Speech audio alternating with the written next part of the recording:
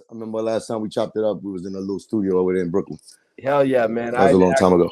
I had to roll out there to meet up with you in New York, and I literally had a load of people linked up with me in the city, actually. You always got Booyah Tribe behind you, man. You always work it, so that's good. Salute you. I want to salute that from you, you know? And you stay grinding. Now you found this lane as far as like, you know what I'm saying, the YouTube thing and going on, because you used to do it from the handheld cam for real. So you from the era, so I respect that. Yeah, man. You know how it was back then with thousands of dollars being spent on videos and shit like that? Yeah. Crazy. And now you could shoot them for hundreds of dollars, right? Yeah, for 50 cents. Really crazy, man. Word up, man. They got apps right now. Even Instagram, they got some special effects that are better than movie shit. So you can do a lot of things nowadays, so, you know. Man. But yo, man, it's Mikey T, the movie star here, and I want to welcome Cuban Link to the show, man. I really appreciate you for joining me tonight. Pleasure, man. Pleasure. Yo, Link, you know, man, I want to take it back. Can you tell me about coming to the United States, you know, and when did you actually begin to figure hip-hop into your life? You know, coming from Cuba, getting adapted into the hip-hop culture, going on to record 90 Miles and Swimming. Sir.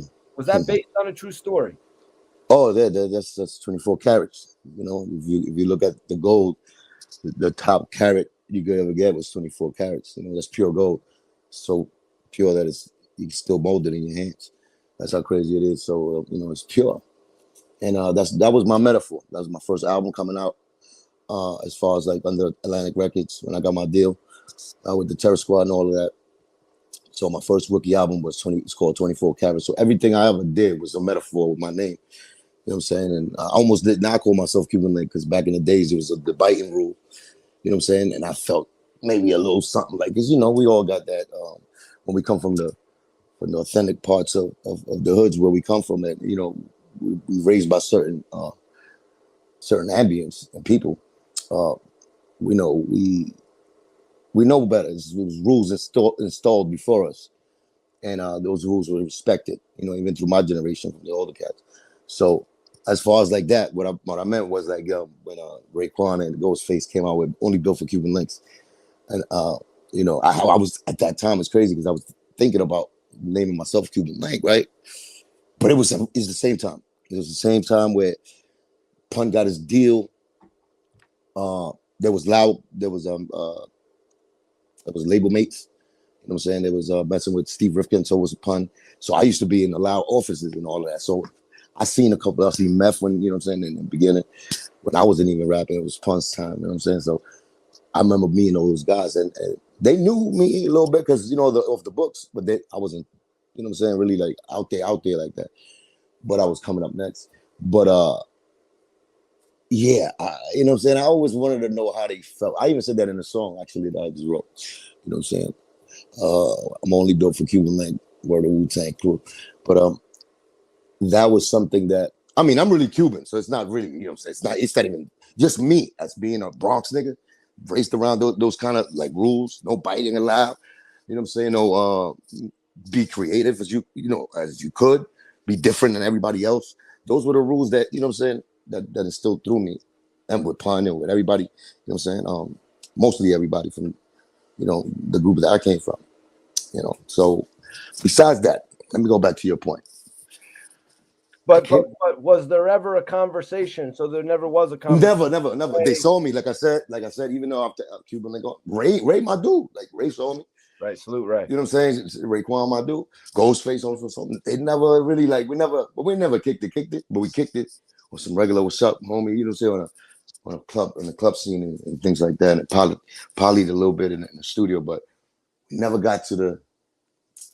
That was, you know, I would want to. Me, I really like now. I would love to hear them say, you know what I'm saying, they were proud of how I took that name and you know and repped it, you know, purely from the actual chain, the link to Cuba, to being born over there, to coming over here, 1980, the Scarface movie, that shit in the beginning.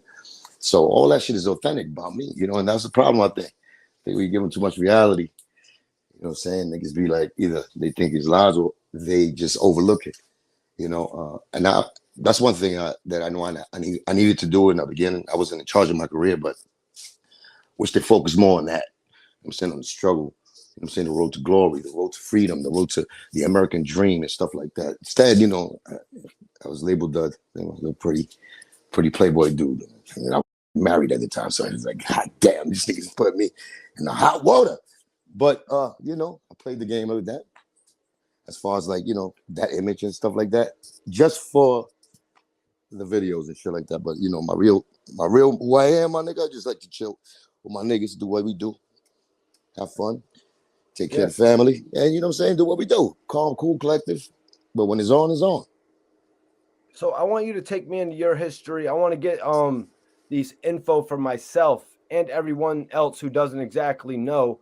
What block are you from when it comes to actually coming to the US, coming to New York? Well, when I first arrived in America, in New York, because 1980, of course, Mario boat lift, Mario Harbor in Havana, uh, thousands, hundreds of thousands of people escaping. Not even escape. They had the freedom to come to America. Jimmy Carter gave them the right to.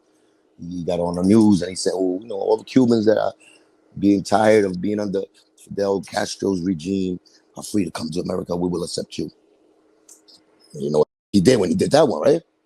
Because he expected probably, a couple of hundreds. It was 125 plus thousands at the end of the Mariel boat lift. That was the numbers counted, which probably was more. Some escaped because it was anyway. Besides that time, at the same time, when the regular people that was, just tired of Cuba, of the government, they decided to come over here. Fidel had opened up all the jails in Cuba. Like, imagine all jails in New York. You the boat, Rikers. And they're all let all the prisoners out at one time, and then they just point them to the way to escape, really, from the island too. And it's the movement that Jimmy Carter sanctioned, and that was called the Mariel Boat Lift.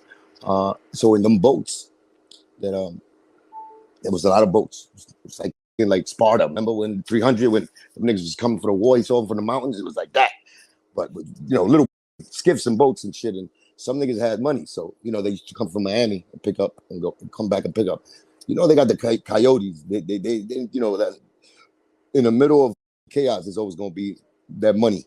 Somebody doing some shit that what I'm saying, get that money at that time. So they was doing that. Had independent like boats that charter boats that you just come and you can pay them. They take you. And you were younger at this time. You were about 6, 7 years old. 5. I was 5 years old. 5 years old. When I was 5, I arrived in America. I said that in a row. But basically, I'm just painting that scenario, which I know I did before, but it was just I didn't never get deep, which is going to be part of me writing my book also, and get into the Cuban Link story in depth. What I'm saying, specific stuff like that. Because even in Scarface, you seen some, some shots in there with the Revenge guy and all that. All of that was real. Now what they did, they made that scene up of for acting, something that would have happened that would entice riot, but that riot happened, and it would happen because they the inmates, not inmates, the fucking criminals there was taking over groups of people, families, and like kidnapping them, and they're holding them for hostage and doing all that shit, abusing them.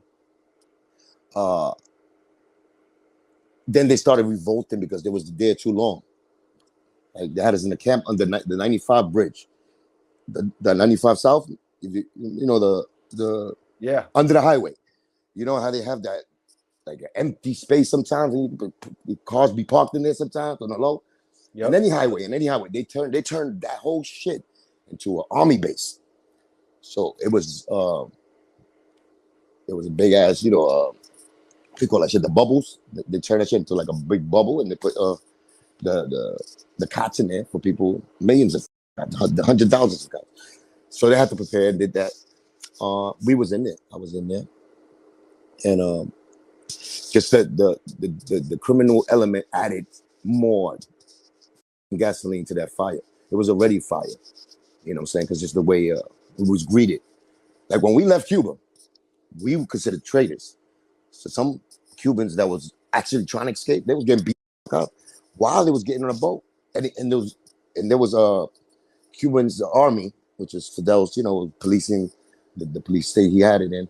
It was the army that was handling that, the Cuban army.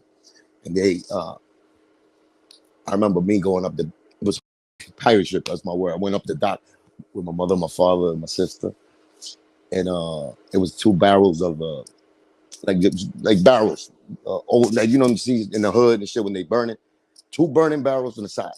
And we have to go through the middle, right? And then there's 2 guards there that was checking. I remember all this. So, they had them 16s. It's not like over here. They got the, what I'm saying, the little Glocks on them. They had the big machine guns that there with the army suits. And they checking everybody. They're going through your pockets. We get up there. My father, he gets searched. They find his wallet. Take his wallet. Take all his shit out. All the memorabilia of Cuba, the cards, whatever, flags. Throw that shit right in the garbage. Got it. So that was the. What about the money? Money, ain't no money. Even probably had 2 quarters or whatever at that time. There was no money. But Cuba, that I remember. I mean, I know I see money. I see money on some other shit because my pops was a nut, and that was different. But I seen like quarters and nickels and shit because he used to work for the bus. Yeah, that's a secret story. That's a secret story. Believe me, even then in Cuba, which was a poor country, you know what I'm saying? It's a third world country. It's been poor for a long time, because of a lot of things, the embargo, the dealings of Fidel, there's a lot of things. And then, I'm sure he's a lobster and there's a little White House over there. Where do you make claim in Bronx? Where do you make claim in New York? I went all the way back to Cuba. You said that shit in the beginning. The first question was the trip to Cuba. So, I landed JF Kennedy. No, Puerto Rico. See, can't forget it. Cuba, Miami, 6 months. Puerto Rico, 4 years. Landed in New York when I was 9. Right. Now, when I landed in New York, I landed in 163rd, between 163rd and 164th and Sheridan Avenue. That's off the Grand Concourse, 1 block down from the Bronx. You know what I'm saying? That's where I remember seeing my block had I didn't even know English, but I remember, just what was going on, the crackheads on the low, zombies, crack bottles everywhere, the floor. They know what the hell is that. You know what I'm saying? What's that at the time? Burning buildings still smell the smoke. Still smell the smoke from the burning buildings. The Jews and the landlords, slumlords was burning the buildings to collect the insurance things in the Bronx. So like that area was that, and then the other area I moved into, the Bronx was destroyed. It was burned down for real.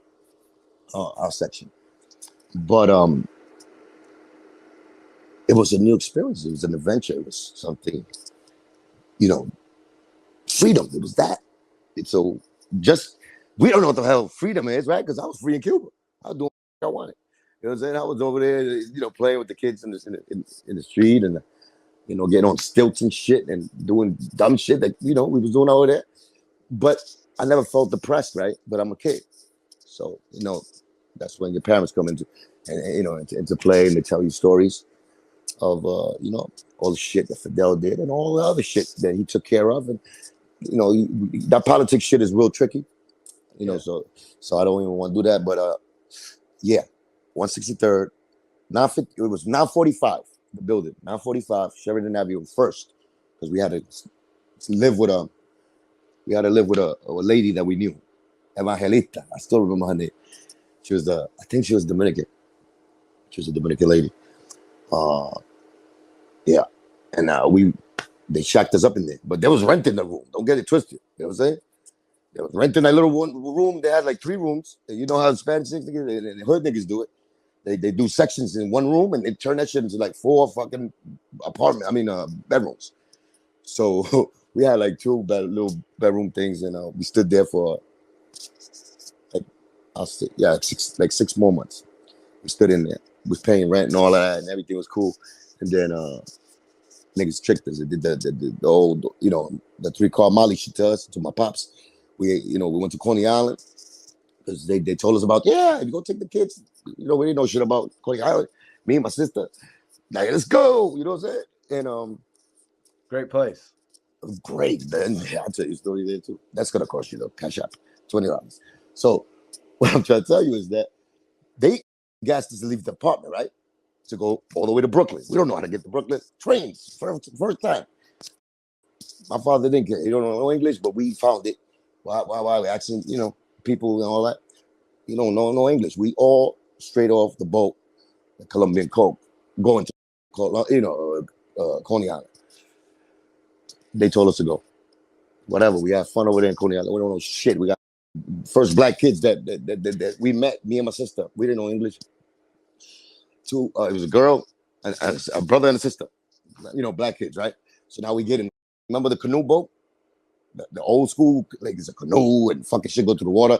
And then I only went to Coney Island like once or twice. It doesn't matter. The ride is in everywhere. It was in the action park. It was a popular ride, right? It's a canoe, like a log. I think it was a Rapid River, some shit like that. Anyway, don't matter. That was the first Rapid River. I was up there because we wanted to get in a canoe. But once again, I don't know why we wanted to get in a boat and a ride, but we did. Me and my sister, right? We just two, you know, these two black Americans, kids that knew English only. They over here, like chilling, right, for a minute. And me and my sister, like, you know, we don't know what to do really, how to communicate. So the boat starts moving, like the log, and start wetting us. Like they start splashing mad water on me and my sister. We're like, children, stop it, children, my sister. That's the only word she knew. Yo, the two kids started giggling, laughing, and started just wetting, like drenching us. We had no respect like that, no respect. We didn't have to even go down the hill to get wet. The two black kids, they bullied us. They bullied us. What did they have? Like a squirt? Like would they have a water bottle? No, it's a log. It's a log. The ride is a log. Oh, it's in the water? It's in the water. It's like a trail. And you go in a log and it goes, and it goes click, click, click, click, click. It takes you up like a roller coaster. And the shit slides, the big log slides down and slide and it splashes. That's the ride. So that ride is everywhere. I don't know how to, you know. The only thing I really remember about going to Coney Islands was going to Nathan's, to be honest with you. See, we never even stopped at Nathan's. But no. But I remember Nathan's right there, the corner. So papayas too. So, you know, as you get more into the vibe of the city, what projects did you and Pun like to hang out in back then? You know, because the special moments, like, you know what I'm saying? I'm at that age where the appreciation and the actual memory of how we became the little immigrant kid with legs, started playing basketball and chess and got into rap, meet another beautiful human being, a Puerto Rican guy that nobody really, you know what I'm saying, paid attention to. We got together and caused the combustion. Well, yeah, you know, but remember, it was a mission with my family first. I met Pun when I was 15. You know what I'm saying? 16. When I moved already, 167 in Prospect. That's when, you know, Daddy done split up with Mommy out of nowhere after the boat ride. And now it's moving on down to the south side. And we went to the other side of town. But it's crazy, you know. And it's crazier than actually, you know, 160 Sheridan. That was, at that time, it was a little, you know, it was good. It was good it was still crazy shit happening. But it was a like nice, still growing, you know, population where, you know, working, you know, not white collar, but, you know what I'm saying, blue collar. And everybody was mixed up together. And it was that block was like a family at the time. I was young, but I remember it was like you know, that's the era where, you know, everybody from the block protected the kids. You know what I'm saying? They watched over the kids. And you know, even though they were selling rock on the corner, you know what I'm saying, they kept it to themselves. They flashed their cars. You know what I'm saying? I still remember, you know what I'm saying, a lot of individuals there from just the post on the corner. You know what I'm saying? The chains they had on. You know what I'm saying? It's a salute to everybody over there, man. I can name names, but, you know, I'd rather just give a love, you know, it's a big love for them. But then I moved to 167 in Prospect, which was, less. The money was cost at that time over there extra. So it's the projects, Forest Projects. Across the street from my project was Little Villes, three floor projects. And then next door we had the ranch, big ass giant uh nutcase type building that all the criminals had. But we loved each other too. But it's different love. Love like, okay, I might love you today, but tomorrow I might rob you. It was that type of love. It wasn't like Sheridan. Sheridan, they kept that a little bit more love. But over here, yeah, they're hiding behind the schoolyard, waiting for you to, catch a check and then they rock you. So, and then, they'll tell you later, what I'm saying, they did it. So they're crazy like that. So it was a harder situation as far as surviving in there. But, I survived it and with flying colors and it was nothing but love. That's where my heart is at. Still, 167 in Prospect, Little Villes, saying that's when the Forest Projects and Davidson Projects, that's what took me to the next level with hip hop, listening to MCs from there. We got Forest Projects where, DITC came from, what I'm saying? Law Finesse, Diamond D, Showbiz AG, then OC, of course, Big L. But those were the foundation where I saw that, what I'm saying? Them niggas used to pull up right there to the buildings, still chilling. And then the Fat Joes came through there also, what I'm saying? But before even Joe, what I'm saying? Law Finesse was walking around the Bronx, that area, battling and getting his name known. So he was a local star before he, what I'm saying? We seen him. Because when we seen him already on with the first song he came out with, he didn't look so as big as, what I'm saying? He was like, not lost, but he was suppressed in that clump of hip hop artists at the time. So he didn't shine like he's supposed to. Like he shined on the block personally. Well, to me, you know what I'm saying? But that's my boy, what I'm saying, for life. Great MC, you know what I'm saying? Still one of my quotable favorites is Law Finesse. You know what I'm saying? He invented the style to me where you've seen, Big Al take it to the next level. But if you look at and you listen, Law Finesse style birthed Big L style. And I think that, rest in peace, Big L. I had a pleasure of meeting him, around with him. Him and Punch used to snap on each other all day. So I used to be right there. Punch used to always trying to get me to snap. I'd be like, stop playing. I don't know him like that, but I love him. He's my nigga. I'm my fan. How did you end up meeting Big Pun and Triple Sace and getting the full Eclipse group started, coming into the Bronx? How'd you meet Pun? How'd you meet your group members? Can you take me into that? Yeah, like I said, when I moved to that's Prospect 167. It was brand new little projects that they made. So, what I'm saying? We was the new kids and, new families that moved in there. Brand spanking new, how when they do a project, like a brand new shit, that shit look like straight up like a model on the floor. Like, you see ever seen like a, like a model of an avenue. And, from far, it was so neat. It's at neat. First it looks really nice. Right. So it's beautiful. But in the back swings, everything is beautiful. 3 months, this shit is already gonna be enough. But at that minute, beautiful. So, we had to settle in, whatever. That was my new place of residence and shit. From there, you got to hang around the block. So what they had around the block, they had 198, the school, across the street, 158. And then you had the basketball courts inside 198. It's the elementary school. And then 158 is the junior high. That's not my schools, but that's where the playgrounds is at. That's where the ball is at, because I used to play ball.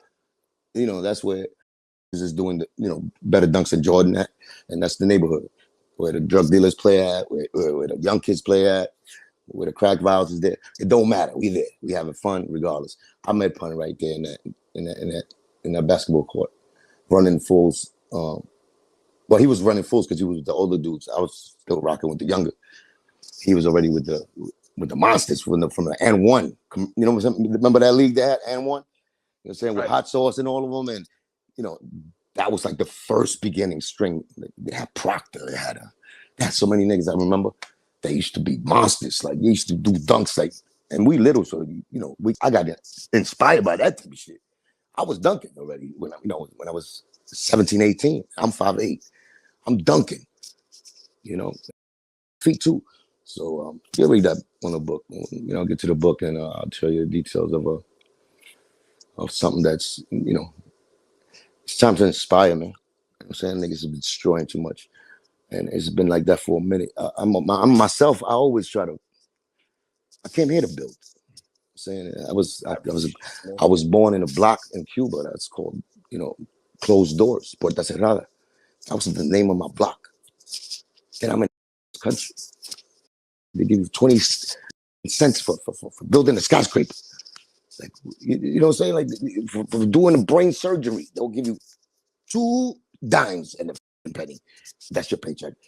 And you still got to drive the bus too. While you fixing niggas' brains, you got to go over there and drive the bus because that's just, there's no stopping to what you got to do. You know what I'm saying? Just to make 2 nickels. But that's what I'm trying to tell you. It's like, we got here. It's freedom. It's to do positive stuff. It's to go to school. You know, that's the mentality. As little kids, my moms and my pops put on us, you know, hard work, whatever. Immigrant shit, immigrant drive. You know, later on, of course, I lost it a little bit because I got Americanized and I got with the bullshit. You know, but I still have that.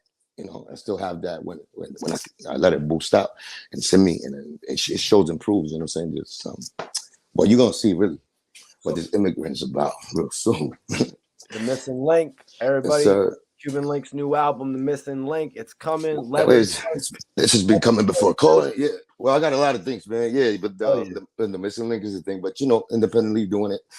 You know, not freestyling at all. It's really a process, but you know, the way it goes, the business gets a little too much, you know, complicated where, you know, the wrong people be in spots and shit. And then when it's time to pull the trigger. Take me into when the 3 of you actually started doing music together.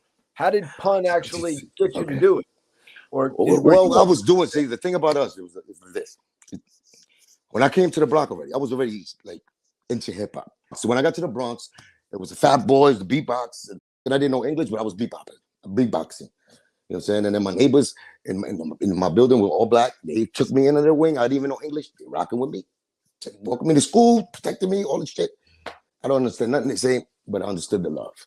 You know, so me and the black culture always, since I even moved there, I was eating, you know, I was eating hot malls with the grits and the, you know, all that on Turkey Day, Thanksgiving, on Christmas. That was what's beautiful about New York, the Bronx. You know, just that vibe of race doesn't divide you. At that time, and it's always like that still, some spots, right? That time was more and more of a golden time. But it was that love is still there for the block, like I told you. So it was like everybody sharing, but you know, shit is getting done. Some illegal activities are definitely happening.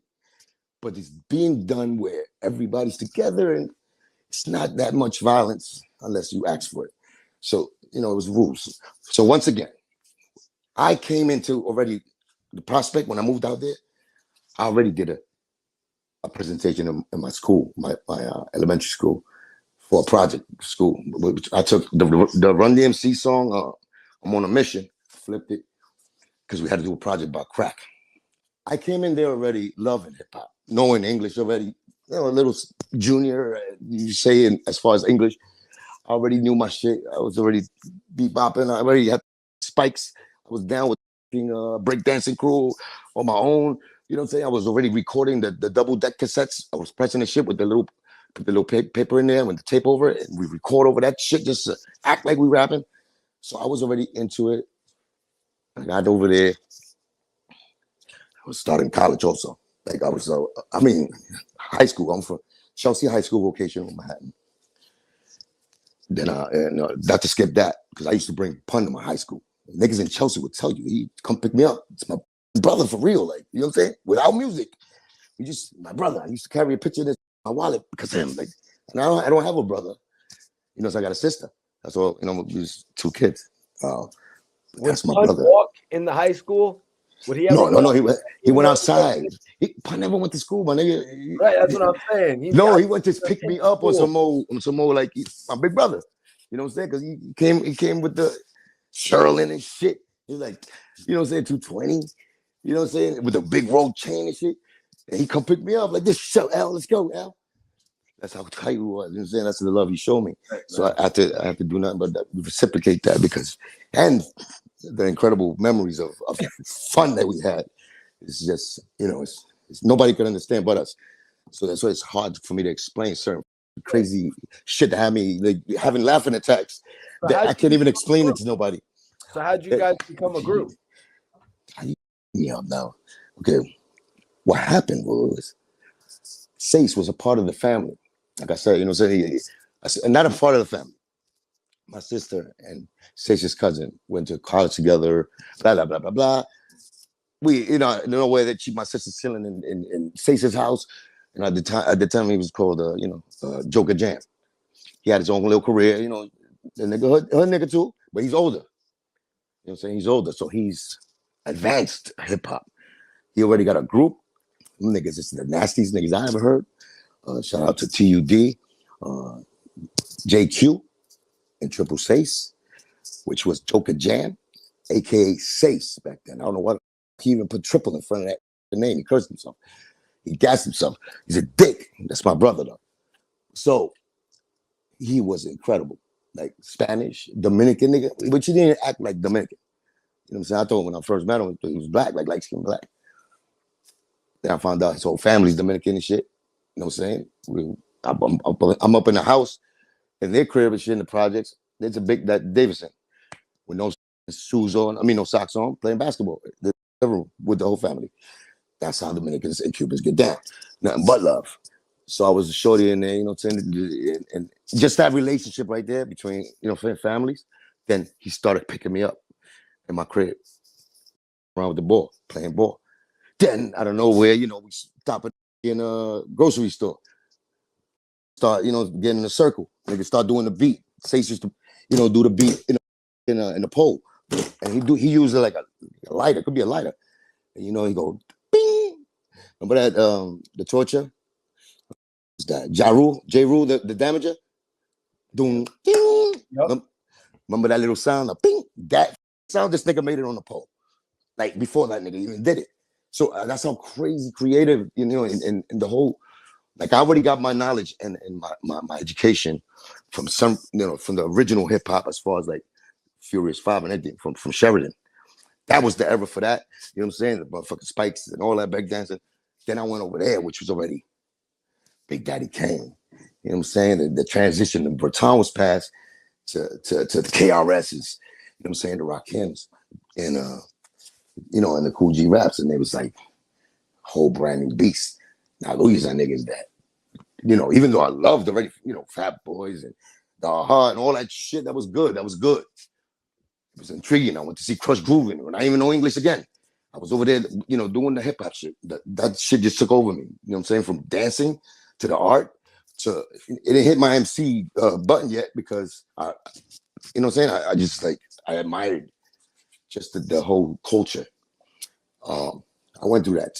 I just want to let you know that I went through the whole elements of hip hop. So it's not like culture vulture shit where niggas is from different ethnicities and they come over here to use that because we Spanish and you know what I'm saying? When I hear people say that about certain people, and it's not too many, but they got those ones that want to be into division and separation, and it's just foul. You know what I'm saying? So it's foul. So I really went through that. I appreciate hip hop. I salute hip hop. I try to bring up hip hop to you know what I'm saying, where it's supposed to be at. With different creativities of genres of hip hop, and what I'm saying, different shit instead of just the same thing. But like I said, Sace was already spoken for with a group called Young and Ruthless. He was just like a superstar. He could jump. We already know he's in bed with them, like contractually, and he was about to get a deal with them. Me and Pun, we just started playing as a hobby and all that shit. I used to be in his crib all day. So it's, we went to box, Fort Apache, played ball around AD, 233rd, all around the Bronx. Just do a little ball, you know what I'm saying? Go to the biddies first, start dunking like we giant niggas, but doing crazy Michael Jordan dunks, but there was biddies. Then we played with the big guy, with the big thing. We just love basketball. We love sports. We got into the hip hop because I took Pun to my block, Littleville's. He had a corner building, 811. It's called the Horse of Hell. That's where I already, I was already doing that on my own with the guys around my block. We used to have ciphers there. We used to light the blunts up and drink the 40s right there in that building, because that was the building. And then we would go in there in our hallway and just stop by, do the beatbox. Nigga, Face, Triple Face, he's the beat master. He'll do that shit and go cipher, go crazy for hours. And one time, I had to bring my brother Pun. But I didn't know he was, he was rapping like that. I know I did it as a hobby and shit. And I took it a little bit because Sace was also a great with enthusiasm, with the love for hip hop, he passed that energy on. Even though I had it, he pushed it extra. You know what I'm saying? So these are people that I appreciate a lot, just on a different level. All that friendship shit is just on a different level of why my craft is appreciated by me so much, and the elements that it entails with different people. Pun just came in there. He spit a rhyme called "Brothers Ride the John." That was his first rhyme. So you gotta understand how old that, even that language is, right? Brothers Ride the John. That was his first rhyme he ever wrote. It was his turn. It's like 10 niggas around ciphering, blah, blah, blah, and you got the Pun. Pun was first time. Pun was a homebody with his wife. He had his first daughter, Star Amanda. She was about 4 months, Amanda. So me and him would go, streets and do what we do. Then he got to come back home to his family. You know what I'm saying? His newlywed wife, with a brand new child. This nigga with me over there. He wasn't even drinking it. He was smoking. So we used to just do sports shit. But I used to indulge in a nice little 40 in there. And he just grabbed that. That spotlight came to him. He just said that brothers ride the John. You can't do what I swing. But he was old, right? To that day, it was old. Still Furious 5-ish. The heart to me, right? I told that nigga once. But the lyrics, what he said, that shit was like, in the beginning, that's what I thought. And when he started saying, dun dun dun dun, that I swing, and dun, he started doing that. Then he out of nowhere, jumping the light bitch, jumping the white bitch, from me, get like a white bitch. Then he started doing all that extra shit, and I was like, "This, you nice." So this is my brother. We already, locked that bond in his friendship, brotherhood. I'm already in his crib, with his family. I'm a part of it. I never knew he would get down like that. And then from there on, teammates forever. Don't ever leave me like Sace. We used to say that shit to each other. From that, we started just being a team, called ourselves. He always let me name like the names of us. So our first chair was Rough and Rugged. Rough and Rugged was our first name because it was me and him. All right, we rocked it. We got rocked so much. He took me to the tattoo place. He told me he's gonna get the rugged. I get the rough. I got the rough. He made my tattoo up because he was just starting. My rough looks like buff because the 2 R's in the bottom. Up. So my chick kind of with a skull, up skull, like a chipmunk skull, and a knife, a Rambo knife, 45 from like a German Luger. World War II. I was 16 years old. Takes me to the tattoo shit. I was supposed to do it. You crazy? My moms would have seen that. Pops. Nice little across the face. I would have beat down for a little bit. And show my mom till I was 18. That shit. She didn't see it until, I came out the bathroom. I forgot I had it. She said, asshole. She walked out on me a little bit, but she didn't do too much. I was already a rebel. But he didn't do the tattoo. But instead, you see that tattoo he had there? He had in his forearm says Punisher. Yep. That's what he did. Instead of the Rough and Rugged. So they asked me to do the Rough and Rugged. Because like we're a team. And he went dolo with the Punisher. Out of nowhere. I was like, he's a Punisher right now. It's just a cartoon. Okay, that's me. Look at that shit. Mother. Anyway. And you got left as Rough? I was Nugget. At the end, Buff and Nugget. That's what the tattoo looked like. It says. With a little Rambo knife and a German Luger. So anyway, beautiful story because it's, just like the cigarette burns, niggas think that we dope fiends. This is me and Pun going crazy, drunk. First times like drunk in the strip club. Everywhere. So back in the days. Get drunk and light up a cigarette. Put it out on each other to show our love for each other. That's the brotherhood we came from. And the beautiful, shit we came from. And I could not trade that for nothing else because those little dope wounds right here, these little dope scars, that was from my real brother, my dope brother that he was. You know what I'm saying? I'm still missing a lot. So after forming the group, how did the three of you go on to develop a buzz to end up, attracting the attention of Fat Joe? This is not, you got to understand that you're asking the one who lived and remembers, not just lived it, right? I remember every part of it. So when I go into the stories, like you just asked me that. Now, you don't know who Uncle B from Lower East Side. That's where we actually started. Like we planted, that's when an investor came. Uncle B was that man. He was that nigga. Okay. Godfather Streets, whole LES. That's Uncle B. We was with the Terror Squad, street niggas, Semi, Sing Sing, Flex, Power, Gizmo, Chai and Joe. Everybody from TS before we met Joe. So we went through that channel because I was already rocking with Little Heck and them. You know what I'm saying? They might not have liked me too much. I was rocking with the sick one first. But, I was always that nigga that I'm cool, but you cannot son me. Just, because I'm having fun with you. Like, it was always been me. So it was times where niggas get that friendly shit. I'm a young nigga. They go extra, and you know me. Or you don't know me, well, they could tell you. I'm a nigga that go, what you said to me, boy? 5'4", skinny. Knock your ass out because I did the boxing in Fort Apache, and I know how to do it.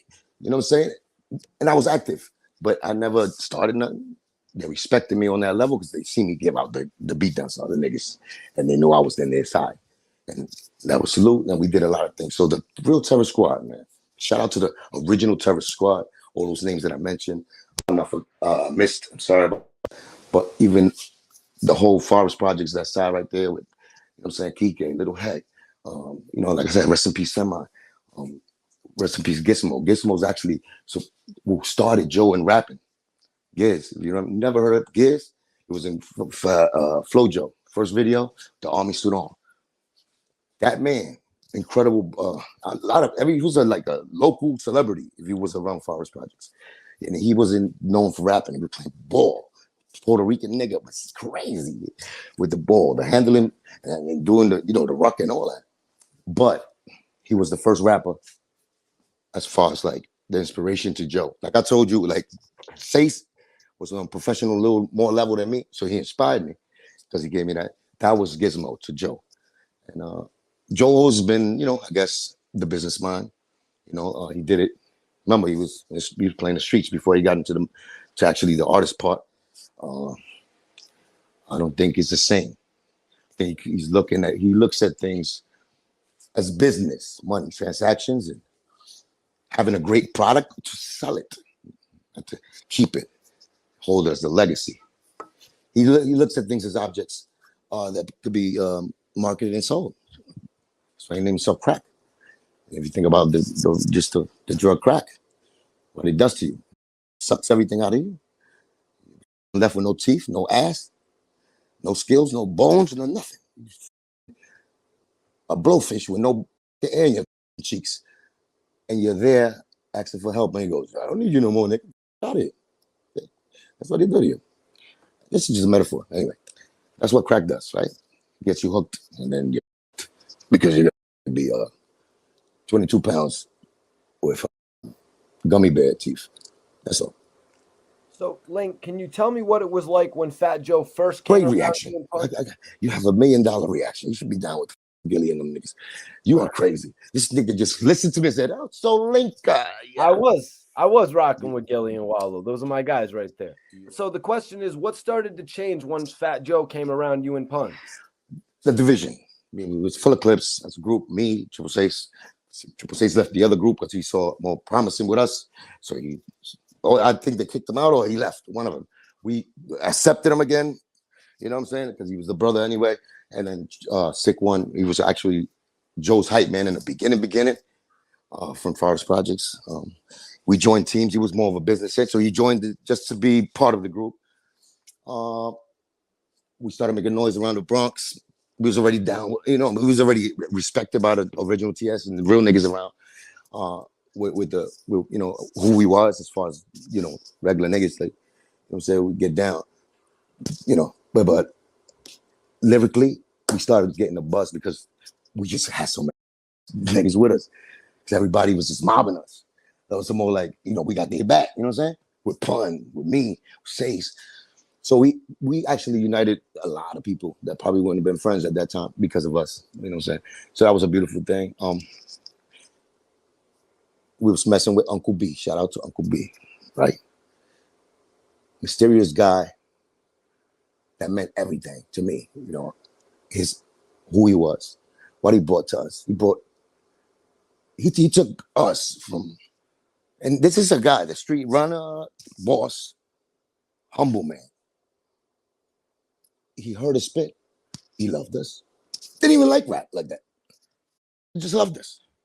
But he knew Joe from a different side. You know what I'm saying? Because Joe, of course, he knows people. You know what I'm saying? He's one of the big boys. Joe knew him. Not that close, but, you know, he knew him. Later on, I found out he had a meeting. I guess Uncle B had asked him, or he told Joe about us. Since we rocking already with the original Terror Squad, people from there, we already was like devoted to Uncle B because he bought us vests. He started investing in us. You know what I'm saying? As far as like, he bought us a Fuller Cliff vest, a Fuller Cliff hoodie, he bought us equipment, a studio. We had shit that now, okay, this nigga's, you know, he's helping the progress because he's backing us. You know what I'm saying? That feels good when, you know what I'm saying, you come from, especially like nothing and you know you got something. Me, I never thought of myself like that, but I know my crew had something. And I just added my piece to it, but dumb niggas was really it. My focus was on my niggas. That's who I always been, like a dick. But now it's when I'm changing, but that was one of my flaws. Now, when we was rocking for a group, we went and did Crazy Sam, we got into that contest, pulled out the last minute because we met Joe. That's when Joe came to the Bronx, which is Forest Projects, Bodega. At that time, it was like 8 o'clock at night. I was there with Pun, chilling on a humble. We always chill there every night. We just got there early. Nobody was really there. So who pulls up? You know, what was it? I forgot even the car. I know the car park right in front. It was a lot of open spaces. So this nigga just pulled up in the front, and it was Joe. You know what I'm saying? I already seen Joe playing softball around the hood. Like I knew him a little bit, where I could talk to him and say, "What's up?" It wasn't like, "Oh shit, my nigga." No, it was never that type of front. It was like, "Yo, what's up, man? How you doing?" Always with that love, always with that respect, because we loved what he stood for. You know, it's a little evolution with it. You know, as far as Spanish, even though he's, you know, Humpty Dumpty as white and snowflake, and you know, as pink as an elephant, but his bloodline is with us, right? And I'm saying it as far as like, you know, pride of one of our own making it and being respected on that level by the kings of this shit, which is my black folk. You know what I'm saying? The ones that know they do it, they hold it because it's theirs, and they own it like it's theirs. But on the other hand, there was also a lot of Spanish dudes that was part of hip hop. They get forgetting about as far as the graffiti, the breakdancing, you know, the helping of the whole culture. And it's a black and brown thing, always been. The only thing is that when we get to the mic, it's always been a black sport. You know what I'm saying? And which it was. My favorite MCs are black. George G. Rap is my favorite. Big Daddy Kane. Slick Rick, come on and on. Right? Salute to my Spanish brother, Mellow Man Ace, Kid Frost, you know what I'm saying? Cypress Hills. Love from a, you know what I'm saying, a Latino, from the heart, from the roots, from what I stood for. Never for separation. It was hip hop was always built for the unity of it. So when they repped about their raza, it was to bring their raza along with the ride with us, because we all stood with no color in the middle, bringing and building that hip hop thing. That was just the way it was, and it still is to me. You know, it's just money got involved, and you see where everybody's going. What the was doing? Fat Joe came to the block. So what's up? He goes inside. Me and Pun stay. He said, "Yo, that's Joe, right?" I said, "Yeah, nigga be playing softball, you know, right there in 23 Park." He comes through, show love, you know. Yo, tell that nigga I want to spit for him. That's for, like that. That's Pun's first time really seeing, Joe face to face. He told me to go and get him, let him spit around. That's when he had that, blow the sun away. Snatch the moon out the sky and blow the sun away. Say that rhyme. And I mean, I go fast, but I go into the store, see where Joe's at. The store's empty. I see Joe in the back, but I'm by the freezers over there, getting a soda, whatever. I say, yo, my nigga, yo, it's cool, my brother. You know what I'm saying? Like humbly, like that, just like that. When I kick around for you when you come out, got you, hell yeah. Let me just get the soda. I said, all right. Now, me and him know each other from, playing ball, softball, him playing, and I'm spectating, just watching because I was playing for another team, but he played for with his crew. But we know each other from that. Sace know him a little bit more from that baseball shit. But we know him at least that. Pun's first time. I go in there. I ask the nigga, can he, my brother spit around for you. Joe comes out by soda, wobbly with the big head that he had a little bit of hair, fuzz. He's still a smooth nigga. He was a fat, smooth nigga, always looked like, Canelo, but fat. Back in the days. He stays there. Introduces himself and says, it's my brother. His name is Moon Dog at that time. So it wasn't even Pun yet. It's my brother Moon Dog, my nigga. He's going to kick around for you. I'm in the middle, like, I'm the link I am, but still, like, I'm you know what I'm saying? Like, that's Joe. Not starstruck, but respected because we respect the craft so much. And he was rocking with the real ones. You know what I'm saying? With the crew from the Bronx, DXEC. And then he was getting, the extra love from everybody else, nice and smooth. And he was in the mix of everything. So that love came with a lot of respect with it. He's the one who chose and made niggas do extra shit. But that's another story, right? That's later on. So from the jump, we gave him respect. We gave him love. Punch spit around. Snatch the moon out the sky and blow the sun away. Me and my brothers play hardball. Strictly hardcore lyrics till I'm finished breaking God's laws. Job's raw, but I gotta do it. Feeling hot and booted, so you make the shot and lose a lot of fluid. Spot I blew it at an early age. Ever since the curly waves, I would earn a wage with the 30 gauge. Nigga, what the f*** with my brother? This is something that Joe was not accustomed to hearing. Not even everybody was. They didn't know. There was no niggas like him being a little, overweight, spitting. Rapid fire like that. The lyrics that you're saying, the content, the delivery, the attitude, the walk, the talk, nigga, the presence. Yeah, that's how that nigga had. He was ready. I'm like this, fan still. And to this day, I'm a fan because I just love that. That's raw talent. That's the energy of hunger. You know what I'm saying? And that's all come with that as an MC. So that's the school I come from. That's my brother. That's how we made it from, like I said, humble. Me from Cuba, immigrant, boat ride and everything.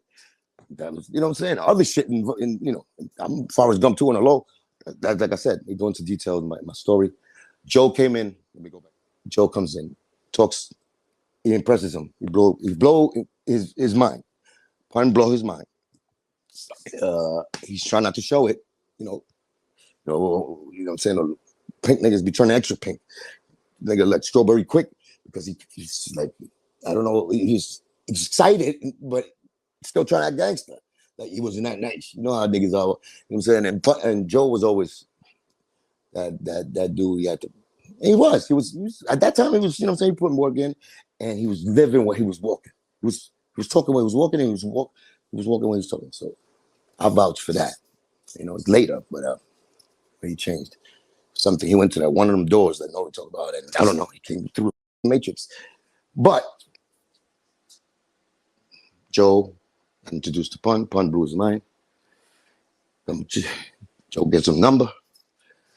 I'm crazy impressed. I'm over here like this. Joe's ignoring me. I'm not trying to look for nothing, but I was just looking at these niggas like Polly and they're hitting it off. You know what I'm saying? They forgot about me though. It's my best friend. And I just told you that this is my man. Like, say thank you too. Like nothing. It don't matter. I wasn't looking for that. Dope shit, right? Dope meeting. Joe left. His mama hit you up. Guess he called him. You know what I'm saying? That night we was just talking about shit. You know what I'm saying? These young kids do it with dreams. Yo, spit that night. You see that nigga face too? We did that. See, that nigga turn pink on niggas, my nigga. You had that nigga pink. You know how niggas do it. So, next day, I don't hear from my brother or nothing. He don't call me. He usually call me every day. All right, cool, whatever. Comes back probably 3 days later. Comes back with fire, water. What you do if you would do it unbelievable? First you get the money, then you get the power. That's the first shit that I heard that he did. That was the first thing he did. And that was a whole different him. Because remember, when I told you he was doing Brothers Ride to John, that was the beginning, right? Then after that, cannibalism is living in my metabolism, giving them spasms and aneurysms and baby baptisms. That's when my thugs drinking blood. Body comes love. That's that. The next one. How the you go from Brothers Ride to John to that? Don't mention Big Pun on How to Rob. Is there a story behind that? Like, is there a reaction from Big Pun that you remember? You know Pun wanted to smash him because he said that. He weighs 400 pounds. You can't catch me, son. We know that.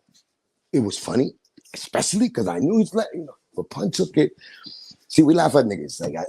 We dickheads like that. We don't amp the shit up a little more because it was funny. Pun was looking at it as the first nigga to disrespect me. Nobody played with my name. And Pun was adamant about that. Put the work in. He put the beats on niggas regardless. Pun was not to play with on that level when he gets like that. But he's a jokester, like snapping. So I was trying to convince him, my nigga, he was just snapping. Look, he did that shit to everybody. Nigga, you gotta use my name. You think I can't run? You think I can't catch him? And I guarantee Pun would have caught him. Because this the skinny nigga shit. As fat as he was, 400 pounds. Beat me. A handball. I don't know how this fat nigga beat me. Handball, where you gotta move up and down with reflexes. I don't know how he got the last point. He dove with his tippy toes and caught the finger with his tippy toes and aced me. I don't even know how the score was tied up, but he beat me. And I ain't let him win. So I'm just trying to tell you this big name, Christopher Lee Rio's Moondog, the Punisher, Mr. Pun, was an incredible kind of individual, different agilities, and he was haunted, like we mostly are, some of us, with some demons. Didn't always know how to escape those situations. We didn't get the help, we didn't get no therapy. We don't believe in that type of shit because we're not around that shit, man. Do I need it? Never now. I don't think I ever needed it. I just needed understanding from the crew. Because my energy was always to unite after Pun passed because of we got to get stronger for him and because the unity keeps us with each other's crutches, just like we told you before. That's what Full Eclipse was to Pun that Joe didn't see. So in Terror Squad, and he was the leader, they didn't believe in that. So those morals went out the window, and the downplaying of the next guy who helped you and ridiculing and not, taking him out of a deal when you got the power of the one that you gave him. Nigga, you went and got a deal. Why you gonna that same deal up? Because your ego. Because you don't like help a nigga. So anyway, we didn't see when it came to the large picture and when it was time to work, we didn't he was in a space at that time where he was doing a rucker. Thought he was a basketball coach instead of doing a video, why me with me? Left her standing there. My turn to shine. Yo, a new artist, the Playboy Bunny nigga you want. So tell me, did Big Pun really go looking for 50 Cent? He did actually address him on track. Did he go looking for 50? Nah. He wanted to confront 50. He wanted to confront 50. Let's just say that. He didn't want looking for him like that. 50 was 50 was when he came out in the club. 50 was young, defiant, nice little street corner rapper, street nigga. Yeah, with a gimmick. He was obviously a gimmick Pun. You know what I'm saying? My nigga, he's like a compliment, in other words. He used you because you're that big, as far as like you're the biggest star. He used you, even though he's trying to rob your fan base, because it's a double meaning shit. That's why he said, how to rob niggas. He's going to rob your fan base is what he meant, really. So it's a stick up regardless. So you're disrespecting, and then you're a real nigga. we consider you to be real after all the shit you went through. So you really meant it. You try to rob my friend. So now it's a little problem because we have to discuss the situation. But no, joking around. I knew that he was joking. Joe was mad at him extra too, because remember, Joe was on Jay-Z because he was jealous of Jay at the time, bullying Jay-Z all the time. 50 came and did that. Joe was on that nigga shit too. He wanted 50 Cent up too at that time. Back then. He sided with Pun Extra. Me, I'm the reason. Like I was the reason between even Joe, Jigga, and Pun and Joe. I was the middleman again. I was the link between Jay-Z when he had problems with. He heard that Pun and Joe was gonna get him. I was at the DMX party. He came to me, pulled me to the side. Q, let me holler. Hey, yo, Q, just tell them niggas, it's not for them. Source Money ain't mean that for them. Source Money said something. I was like, yeah, they mad, my brother. They mad. I don't know. I'm gonna tell them though. I know. It's lyrics, music. I was always on that. If a nigga shows, what I'm saying, a different thing. Pun was more, you don't want to be disrespected, ever in that game. That's who Pun was. So by 50 doing that, he just, he just felt tight at the moment for good like 2-3 months though, because that song was a little hot and he liked it. It's just that he didn't want to be fun like that. You know what I'm saying? He's not a rapper. That's why he was like, I'm not a rapper, nigga. I'm not a rapper. And yes, he was the best rapper. And that's what the foundation of the crew. Like I was saying, but Joe, as far as the Terror Squad that he had, not even the street niggas, but even the street niggas, yeah. We come from a criminal element where that is that hardcore where it's like, we really get down like that. Like they had that. And I'm not saying Joe had that in the beginning too. You know what I'm saying? That's where his rep overs come from too. He had a strong crew. All those names that I said to you, you know what I'm saying? I'm not saying that because, no fear, nothing. I'm saying that respect. They earned that from me, right? And I seen them, and shorty going up, they get down. That's it. Not the toughest niggas in the world, but nigga, most pocos pero loco ese 100%. And Joe was part of that crew, and they got that respect extra because of them too. That's why I be mad too, because he never helped them get about them projects. Some of them there where he could have helped, when he could have brung them up, and that my whole shit was about bringing my niggas up always. And then I know in the sidelines, he looked at me with the Cabrini green polar bear beluga eyes, and he hated that I was because that I did it genuinely to help. I put niggas in my like from the hood, nigga. Come on, let's go, nigga. In the NSX, 30, 4 deep, 2-seater, rocking with the crew, still doing spin outs in the hood. That's me, and that's Pun. That's what Pun went and bought the house in the hood. That's who we was. We wasn't acting like we was doing anything because we showing off. He did that for that. He comes from that era that you had to pull up with the Louis Vuitton, that began, and he got to get the best because he got to show off for the ladies to like him or just be in style. We don't do that, nigga. Like we didn't do that.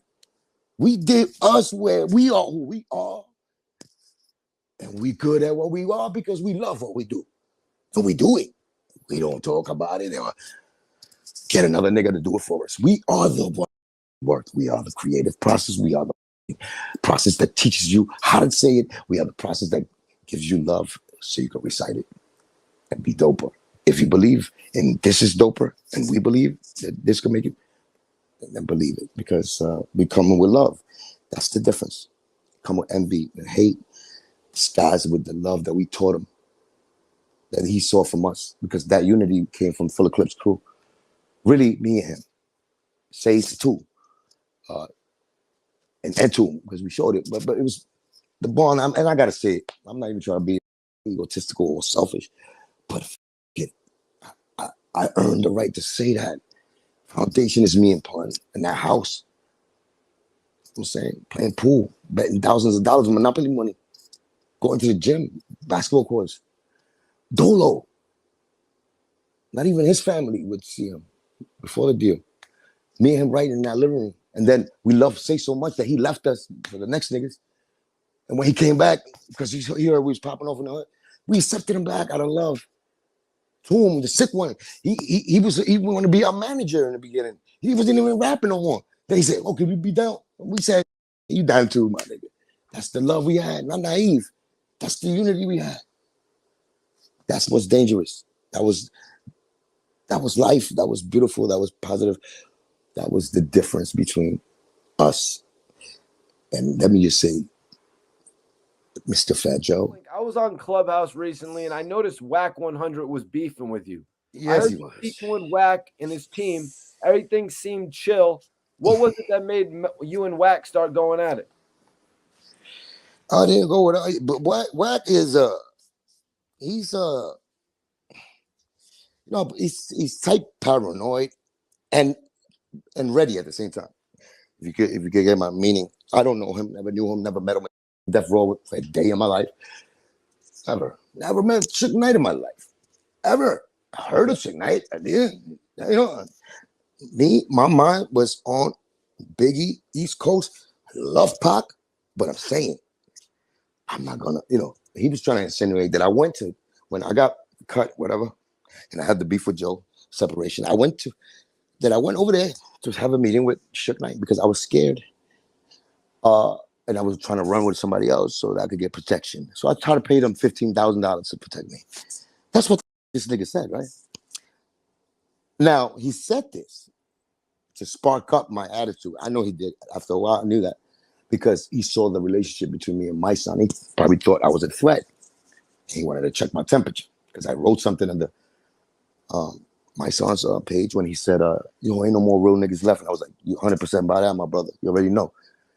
And I didn't know he was talking about, that wasn't a title, Wack 100, right? But he must have been saying something about Wack in that video. I didn't read it. That's my brother, and I know he's a real one. I just wrote it. About 4 letters. You could go back to that post. About 2 sentences. I wrote short. Didn't say nothing about crazy dude here. Don't know me though. Next thing you know. Yeah, Cuban Link, just like he's been doing to other people. I seen him do it to other people that he even start with him. He just brings them in to check their temperature. See, that could be a war game, but when you do it to everybody, homie, what the are you gaining with that? Because I know I ain't had no personal shit with you. Now, not to say I didn't do things to people that might know you, that you're trying to maybe took that to do, you know what I'm saying? Maybe it's lowering me in because of your associations with other people. It doesn't matter, right? I'm looking at this as I know you're lying, but why are you lying? I know it's not just you're scared of, or you're trying to find out who's my son's friend because you're thinking that beef is that real. And you just, you know what I'm saying? I don't know where to jump at Cuban Link, but my name wasn't even out there. So I kind of appreciated the fact he put my name out there because he's popping a little more than me, and what he's doing. God damn, I get that much attention. And then, you got the fat nigga making stories about me too. He never said my name in his life. Oh shit, God is doing his work, baby. I'm not even asking for this, and they already say my name, whether it's in a lie or whatever, negative.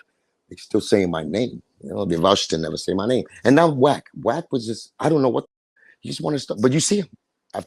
I was one of the first that he kind of, I was actually the first he lied about. That was a blatant lie. That never took place. And that's when he was saying he was the truth. I got proof on everybody. He never, ever, ever went back to that. So I went back in his rooms trying to agitate him and say, yo, what's up, my nigga? What's the proof? What's Reggie at? Well, come on, man. Tell me when I was there. I gave like 15 G's. So, last thing I talked to him about was he was upset. That's when he was pillow talking with Hassan Campbell.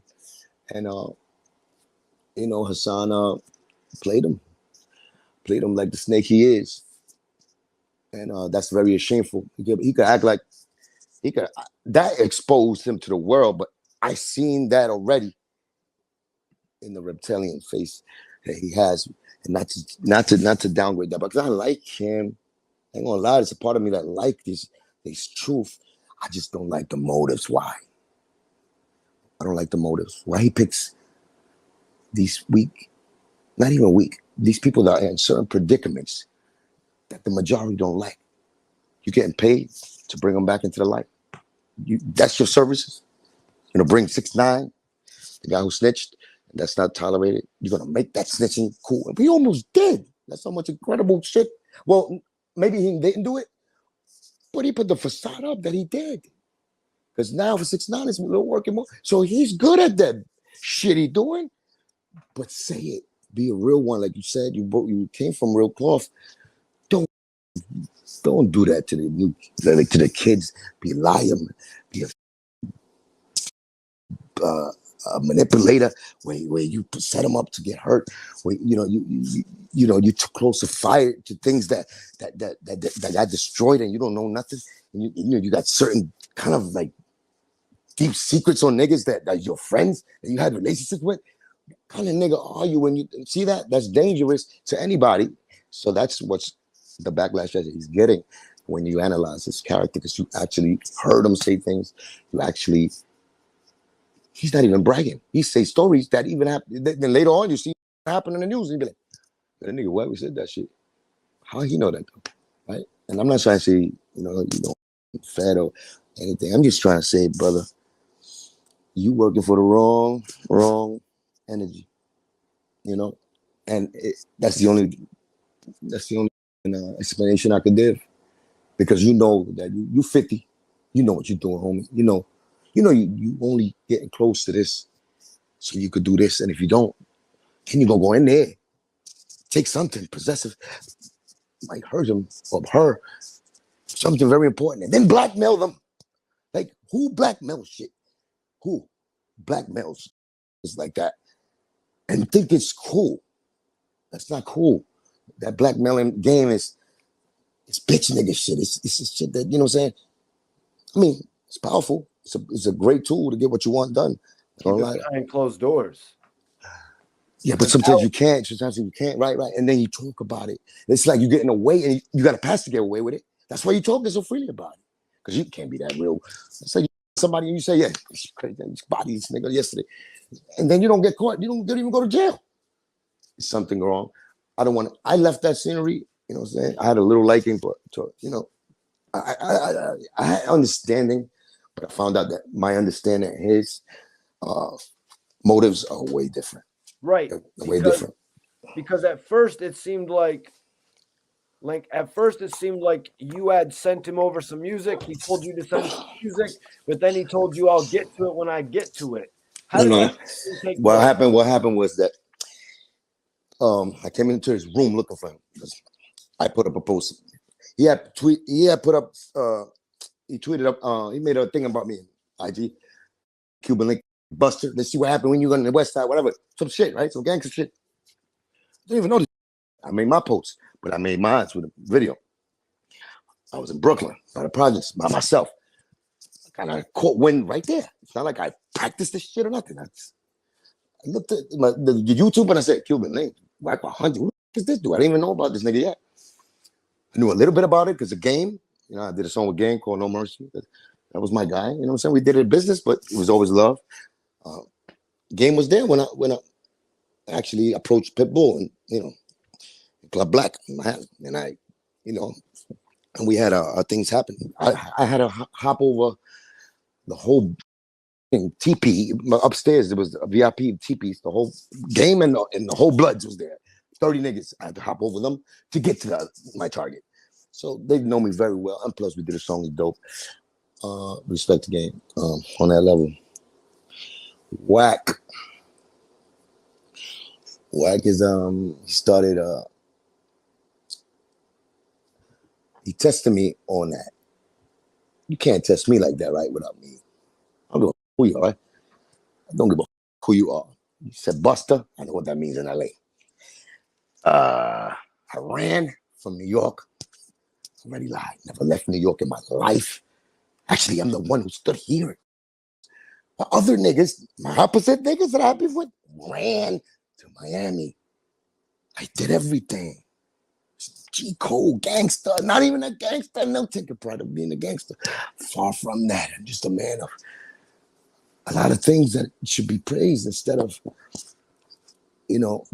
being trying to be buried because he got powerful truth with him that might destroy them, or they are afraid of being destroyed by it because I tell the truth And your truth is actually one thing that might save, might bring my light back up, because without that, I'm getting jumped by 20 liars with lies. I got one truth, even though it's strong enough to beat up all 20 lies. They get more attention, they get the distractions, and that's how it's been for years, and that's the difference about this time. That's why the missing link is not missing no more. It's finally here with the right delivery, the right message, and I'm very proud of, saying, this evolution and transitions that life has let me lead, and a lot of God, of course, I'm saying God took part in a lot of holding that wheel and start driving a little bit, because I trusted him, even though I always did, always been